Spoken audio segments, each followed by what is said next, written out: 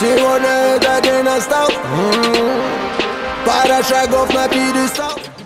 Польша шары это илгетем ошол бразильский jiu-jitsu грэпплинг историясында эң күчтүү санада эсептелет, так как там өтө көп да черных поясов, те, которые занимаются бразильским jiu-jitsu, у них популярно это, хорошая популяризация идет.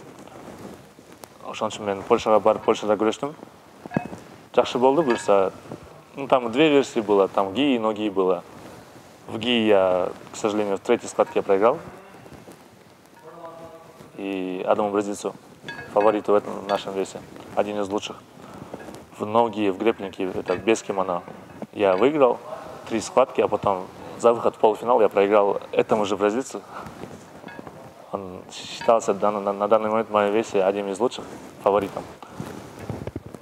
И мне пришлось записаться в абсолютную весовую категорию, где набираются одни из лучших, одни из тех, кто там не имеет значения размер, вес, там, рост, там, маленький, большой, маленький, там, какой, не имеет значения.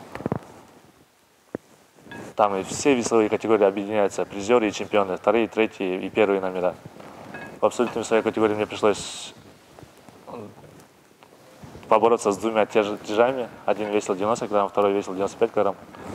Ошолармен күрөшүп, экөөнүн тең утуп, чоңдор менен күрөшкөн более башкача да, так как алар чоң да, аларды утуп, анан за выход в финал бир бразилец менен чыктым. А он, получается, не тяжелее меня, а он намного меньше меня. Но телекарше я не смог победить его. Он оказался сильнее меня. На рассмотрение уже, по-моему, отдали.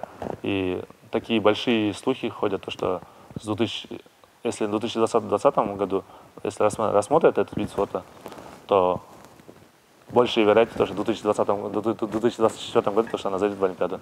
И по этой системе, то, что Министерство спорта Казахстана сказали, если этот вид спорта, это было в 2016 году, если этот вид спорта войдет в Олимпиаду, то мы должны быть одними из первыми, как бы те, которые будут участвовать, те, которые будут чемпионами Олимпиады. И с 2016 года у них этот вид спорта прогрессирует.